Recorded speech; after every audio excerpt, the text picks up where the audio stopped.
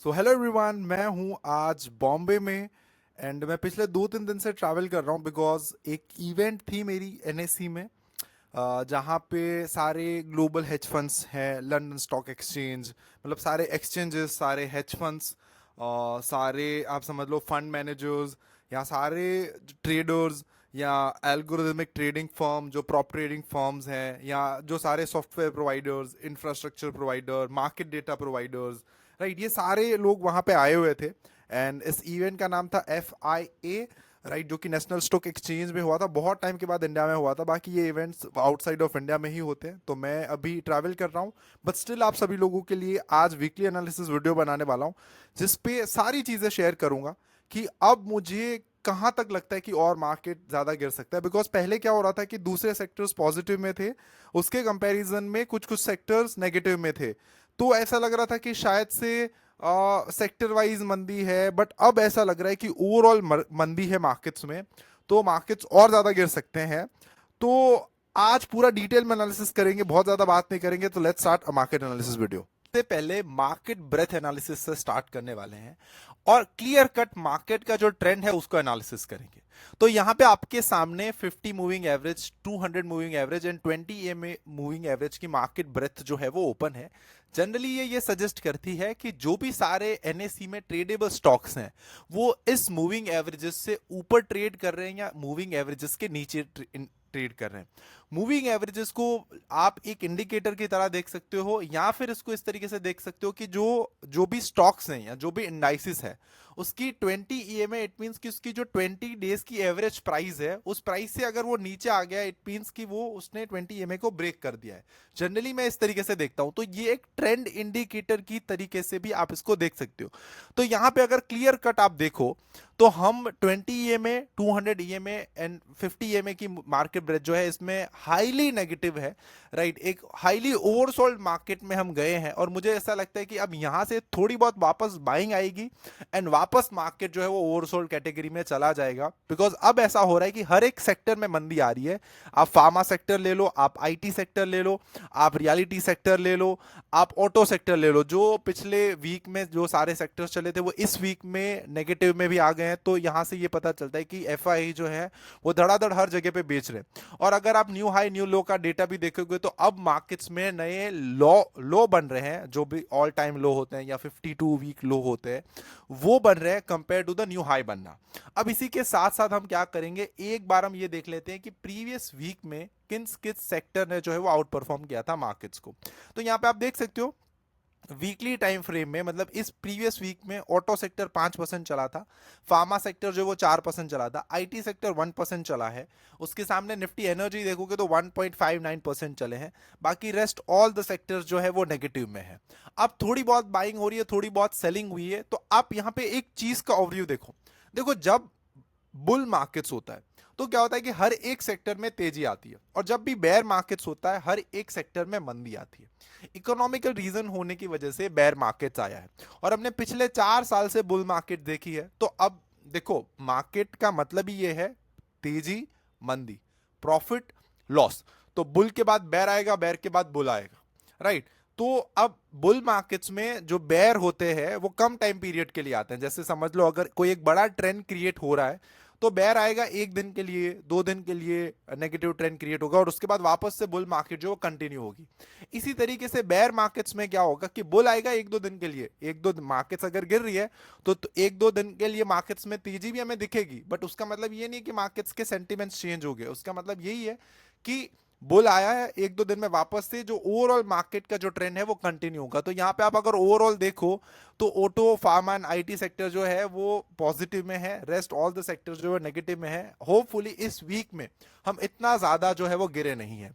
इसी के साथ आप एफआईएस का डेटा भी देख लो तो एफआईएस ने 36,000 करोड़, 976.70 करोड़ की सेलिंग की है कैश मार्केट्स में, और उसी के सामने डीआईज ने 42,000 करोड़ की बाइंग करी है।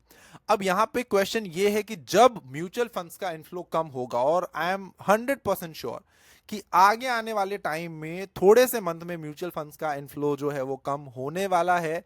द रीजन इज दैट कि आप एक चीज देखो, यूएस मार्केट आज इतना पॉजिटिव है, इतने अच्छे अच्छे रूल्स वहां पे इंप्लीमेंट हो रहे हैं कि जो वहां पे 40% टैक्स था, वो अब डोनाल्ड ट्रंप ये बोल रहे हैं कि अब मैं ये जो टैक्स है उसको या तो 5 से 10% पे ले आऊंगा या फिर जीरो कर दूंगा।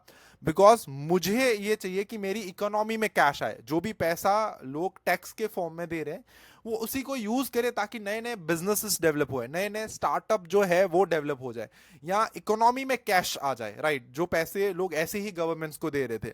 तो यही सारी रीजन की वजह से दूसरे मार्केट जो है वो अट्रैक्टिव लग रहे हैं। अब चाइना के मार्केट्स देखो, चाइना में कैंटन फेयर होता है, बहुत ज्यादा फेयर्स होते हैं, मैन्युफैक्चरिंग यूनिट लगते हैं। इंडिया में हर कोई एक बिजनेसमैन, जो अच्छा बिजनेसमैन, एक बार तो चाइना जरूर जाया गया होता है, इंक्लूडिंग माई सेल्फ, मैं भी गया हूं चाइना में। और चाइना में आप एक बार जाके देखोगे ना तो आपको पता चलेगा कि लोग किस तरीके से बिजनेसेस कर रहे हैं, मतलब। और यही इंडिया में मुझे थोड़ा सा लैग दिखता है कि गवर्नमेंट इतने ज्यादा सपोर्ट नहीं करते बिजनेसेस को, या फिर आपको इतनी जल्दी इजीली फंडिंग नहीं मिलती, वो एनवायरनमेंट नहीं मिलता, वो कल्चर नहीं मिलता, इसीलिए हम थोड़े से पीछे हैं। एंड यही सारी चीजें जो है हमें हमारे मार्केट्स और नंबर में दिखने मिल जाती है। जब ऐसा होगा, ट्रस्ट मी, निफ्टी जो है वो 1 लाख के आसपास पहुंच जाएगा, बिकॉज दूसरी हमारी सारी चीजें बहुत अच्छी है कंपेयर टू द चाइना। अगर आप फियर एंड ग्रीड इंडेक्स भी देखो यहाँ पे, तो अभी मार्केट्स का जो ओवरऑल मूड है वो फियर में है, या एक्सट्रीम फियर में है। इट मींस अभी भी मार्केट्स में जो है वो मंदी है। अब हम क्या करेंगे कि अब हम इसके बाद चार्ट्स के ऊपर जाएंगे, मार्केट्स को एनालाइज करेंगे, सारे सेक्टर के ट्रेंड को देखेंगे, and Nifty, bank Nifty, small cap and mid cap के चार्ट्स को एनालाइज करेंगे और देखेंगे कि अब मार्केट्स में क्या हो सकता है। तो यहां पे हम चार्ट्स के ऊपर आ गए। यहां पे आप देख सकते हो वीकली टाइम फ्रेम में मैं super trend as a indicator को यूज करता हूं चार्ट्स के ट्रेंड को देखने के लिए। तो यहां पे आप क्लियर कट देख सकते हो, देखो मैं तभी ही पॉजिटिव, मैं तभी ही तेजी खेलूंगा जब ये सुपर ट्रेंड जो है वो पॉजिटिव होगा। तब तक मुझे सिर्फ और सिर्फ मंदी खेलनी है। तब तक जितनी बार मार्केट वापस से जो है वो पुल बैक करेगा, जैसे ही वीक होगा मैं यहाँ पे शॉर्ट करूंगा। सेम चीज मैं बैंक निफ्टी में भी कर रहा हूं। यहाँ पे आप देख सकते हो बाकी सारे ऑटो सेक्टर आप ओवरऑल नेगेटिव है, एफएमसीजी सेक्टर अगेन नेगेटिव, इसके साथ आईटी सेक्टर पहले नेगेटिव नहीं था बट अब वीकली टाइम फ्रेम में भी नेगेटिव हो गया है। इसी के साथ फार्मा, ऑल द सेक्टर, अभी मैं जो एनालिसिस कर रहा था आप देख सकते हो Nifty next 50, all the sector, mid cap small cap तो ब्लड बाथ की तरह, मतलब आप देख सकते हो 20,000 से 15,000 के आसपास भी पहुंच गए हैं मिड एंड स्मॉल कैप। तो इससे पता चलता है कि कितने पैसे निकले हैं भंगार कैप से, स्मॉल कैप से, और जो कंपनी की मतलब कोई भी इतनी ज्यादा कुछ अच्छा प्रोडक्ट नहीं था, ना अच्छी सर्विसेज थी, ना अच्छा मैनेजमेंट था, but still just because of the एक हाइप थी बुल मार्केट्स की, इसीलिए उसमें पैसे डल रहे थे। बट अब क्या हो गया कि वो बबल कभी तो फूटना ही है, तो वो बबल फूट रहा है और अब वापस जो है भंगार के भाव में आ रहे हैं, और जो अच्छे कैप है उसमें अगेन पैसे डल रहे हैं। अभी भी आप कुछ लार्ज कैप कंपनीज के डेटा को स्टडी करोगे, कुछ लार्ज कैप कंपनीज को देखोगे, तो आपको समझ में आ जाएगा कि अभी भी उस कंपनीज में पैसे डल रहे हैं, जैसे कि Bajaj finance, HDFC bank, Kotak Mahindra bank, right, Bajaj Finserv, SRF, Hindustan Unilever, बहुत सारे स्टॉक्स अभी भी, भले ही इंडेक्स गिर रही है लेकिन उस सेक्टर्स में, उस स्टॉक्स में पैसे डल रहे हैं। आइशर मोटर का चार्ट आप जाके देख लो। तो इन्वेस्टमेंट्स भी करनी है तो ऐसे स्टॉक्स में हमें यहाँ पे करनी चाहिए। अब इसी के साथ यहाँ पे आप देखो कि अगर ओवरऑल ट्रेंड देखो आप, ये है निफ्टी, ये है Nifty mid cap, Nifty small cap and bank Nifty futures. देखो यहाँ पे 220 ईएमए के नीचे निफ्टी ट्रेड कर रही है। बैंक निफ्टी भी एक दो दिन पॉजिटिव आया, उसके बाद वापस से नीचे आ गया। Small cap index again down है, mid cap index again down है। तो ओवरऑल मार्केट्स का जो ट्रेंड है वो नेगेटिव है। आपको इस टाइम पे ये नहीं सोचना चाहिए कि कब बुल मार्केट्स आएगा, आपको ये सोचना चाहिए कि अब मैं बेयर मार्केट्स में कैसे शॉर्ट करके पैसे बना सकता हूं। बेयर मार्केट्स में कब मार्केट्स वीक होगा मैं वापस से शॉर्ट साइड की पोजीशन बनाऊंगा। बिकॉज हमारा डर क्या होता है पता है, कि अगर मैंने शॉर्ट किया और मार्केट रिवर्स हो गई तो। बट द प्रॉब्लम इज कि हम हर बार क्या करते हैं, जब मार्केट्स पॉजिटिव थी तब हम ये सोचे थे कि यहां से मार्केट्स गिरेगा, और जब मार्केट्स नेगेटिव है हम हर बार ये सोचेंगे कि यहां से मार्केट्स पॉजिटिव होगा। ये साइकोलॉजी के साथ आप कभी पैसे नहीं बना सकते मार्केट्स में। आपको यहां पे क्या सोचना चाहिए कि अगर मार्केट्स नेगेटिव है, मार्केट्स को एक्सेप्ट करो और मार्केट का जो ओवरऑल ट्रेंड है उसके हिसाब से चलो। मार्केट का ट्रेंड नेगेटिव है, नेगेटिव खेलो, मार्केट्स का ट्रेंड पॉजिटिव है, पॉजिटिव ट्रेड्स लो, राइट।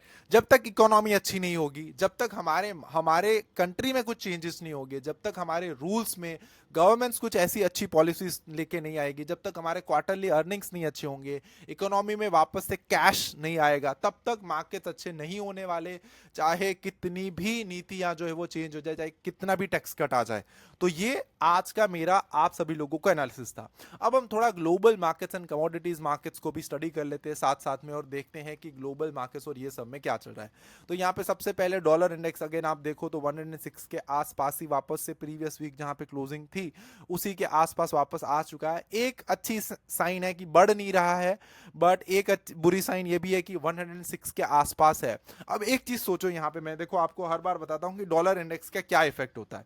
जैसे समझ लो मैं ये एक बॉटल खरीद रहा था, राइट, ये मैं एक बॉटल खरीद रहा था पहले, जैसे मैं इंडिया का सिटीजन हूं, मैं बाहर से खरीद रहा था, इसकी वैल्यू थी $6। अब हुआ क्या कि जैसे मेरी कंट्री की जो पैसे की वैल्यू थी वो डॉलर की कंपैरिजन में कम हो गई। तो जहां पे पहले मैं 84 रुपीज देता था, राइट, पर डॉलर पे, अब वहीं पे ही मुझे लेट्स से $90, ये $86 देना पड़ रहा है। तो बॉटल की प्राइस तो $6 सेम टू सेम रही, बट हुआ क्या कि मेरी मेरे जो करेंसीज थी उसकी वैल्यू डाउन होने की वजह से अब मुझे ज्यादा प्राइसेस पे करने पड़ रहे हैं। तो इसी वजह से डॉलर इंडेक्स जब भी बढ़ता है तब ये प्रॉब्लम क्रिएट होती है कि जो भी मैन्युफैक्चरर्स हैं, जो भी हम इंपोर्ट करते हैं बाहर से, वहां पे हमें ज्यादा पैसे देने पड़ते हैं, बिकॉज हम इतना ज्यादा मैन्युफैक्चरिंग नहीं करते हैं जितना यूएस करता है, जितना चाइना करता है। तो हर बार हमें बाहर से कुछ ना कुछ, जर्मनी करता है, बाहर से कुछ ना कुछ चीजें खरीदनी पड़ती है, और वो खरीदने के लिए जो ट्रांजैक्शन होता है वो डॉलर्स में होता है। तो डॉलर्स के प्राइस अगर बढ़ गए हैं तो हमें जो है बेसिकली ज्यादा प्राइजेस देने पड़ेंगे ऑब्वियसली हमारे करेंसीज के हिसाब से। तो ये इंपैक्ट रहता है डॉलर्स का। इसी के साथ अब नास्डैक मिनी देखो, देखो वहां के मार्केट्स ऑल टाइम हाई छू रहे हैं, इक्विटी मार्केट्स में हमारे मंदी में है। तो देखो यहाँ पे आप गोल्ड की प्राइसेस एक बार देखो, गोल्ड आज ऑल टाइम हाई के पास ट्रेड कर रहा है। सिल्वर को भी देखोगे तो सिल्वर भी अपने ऑल टाइम हाई के पास ही ट्रेड कर रहा है, राइट। जैसे ही ब्रेकआउट देगा मुझे लगता है सिल्वर नया ऑल टाइम हाई मारेगा। क्रूड ऑयल देखो नेगेटिव ट्रेंड में है, ब्रेंट नेगेटिव में है, नेचुरल गैस पॉजिटिव ट्रेंड में है, कॉपर भी आप देखो तो पॉजिटिव नेगेटिव है। इस कमोडिटीज को मैं इतना ज्यादा फॉलो नहीं करता। इसके साथ S&P 500 देखो ओवरऑल पॉजिटिव में है। कल के दिन 1.71% जो डाउन में था, नैस्डैक कल 2% डाउन में था, डाउ जोन्स जो है वो कल अगेन 1.69% डाउन में था, ऑब्वियसली बिकॉज हाई के पास है और बहुत ज्यादा बायर्स आ जाते हैं, तो इसीलिए यहाँ पे वो बायर्स को ट्रैप कर दिया गया। तो यहां से ये चीज समझ में आती है कि अब मंदी के मार्केट्स है, ओवरऑल मंदी है, एक दिन मार्केट्स ऊपर जा रहा है मत बाय करो, जब मार्केट्स वीक लग रहा है मार्केट्स को शॉर्ट करके पैसे बनाओ। सो आई होप ये मार्केट एनालिसिस वीडियो से आप कुछ ना कुछ चीजें सीखी एंड समझी होगी। तो जितने मेरे फ्रेंड्स, फैमिली मेंबर्स या मेरे जो फैमिली है सब्सक्राइबर्स की, भले ही हमारी फैमिली छोटी है बट बहुत अच्छे लोग हैं, तो अगर आप लोग मुंबई से हो तो प्लीज मुझे कमेंट सेक्शन में बताना कि मुंबई में अगर कोई मीटअप रखना है तो मीटअप भी रख सकते हैं, या कौन कौन सी जगह है जहां पे मुझे बेसिकली विजिट करना चाहिए। मैं कल नवी मुंबई में भी जा रहा हूँ एक विजिट के लिए, बिकॉज मैं पहले नवी मुंबई सी वुड्स में रहता था, तो एक बार मैं वहां पे भी विजिट करूंगा, जरूर सब कुछ देखूंगा। So till the time keep learning, keep earning and keep making money from the stock market. Have a good day, bye bye.